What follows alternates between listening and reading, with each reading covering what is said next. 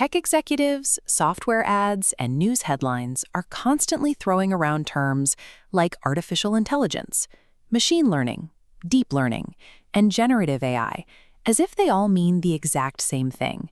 When we treat these distinct technologies as synonyms, we create a severe misunderstanding of what a specific piece of software can actually accomplish. These four terms are not synonyms. They represent a nested hierarchy of increasingly advanced capabilities. Each is a subset of the layer outside it. Let's look at this diagram. We start with the widest category, artificial intelligence. Inside is machine learning. Inside that, deep learning. Nested at the center is generative AI. This map proves every generative AI is an AI, ensuring you never misclassify a tool again. We can define that outermost ring, artificial intelligence, as any software capable of learning patterns rather than following rigid human-written instructions. Classic programming requires a strict set of logical rules for the machine to follow. AI flips that logic entirely. It asks the machine to look at a pile of data and find the underlying patterns on its own. When we step one ring inward, we reach machine learning. This is the actual mathematical toolbox, the specific statistical techniques, like decision trees and clustering, that enables that pattern-finding behavior. Machine learning is simply the practical execution. It is the how that achieves the broad theoretical promise of AI. So what happens when you mathematically stack multiple pattern detectors on top of one another? Classic machine learning has a ceiling.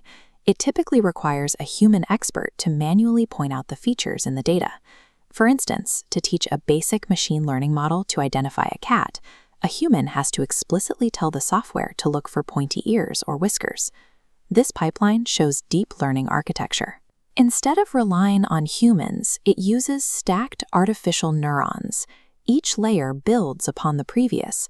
The first isolates raw edges, the next combines them into shapes until the final layer recognizes the cat entirely on its own.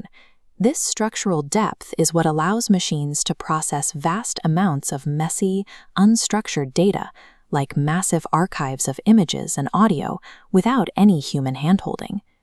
In the innermost ring, the focus moves from the structure of the layers to the specific mathematical task the machine is solving. Classic machine learning and deep learning are discriminative.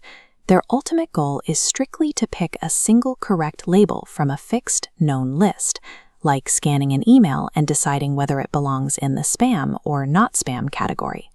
Generative AI abandons that fixed list. Instead of picking a pre-written label, the objective is altered to predict the next piece of content. That could be the next word, the next pixel in an image, or the next musical note. The system continuously loops this single predictive action, generating one piece at a time until it has synthesized a completely original output.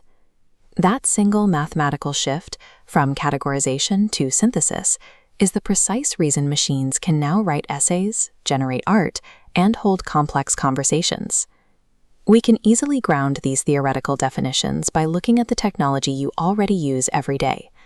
Your standard email spam filter is classic machine learning. It looks at incoming data and picks from a fixed list to route the message. An iPhone's Face ID relies on deep learning. It requires multiple neural layers and autonomous facial feature mapping to recognize the contours of your face in 3 dimensions. And tools like ChatGPT and Midjourney sit right at the innermost ring. They are generative AI, predicting sequences to create brand new text and imagery from your prompts. Accurately napping these boundaries gives you the power to correctly evaluate the true capabilities and the hard limitations of the software you encounter. So here is our final map: artificial intelligence, machine learning, deep learning, and generative AI. Each term is simply a more specific, sophisticated method of executing the layer above it. Understanding exactly how these systems learn and generate is the necessary foundation for questioning how smart they can ultimately get.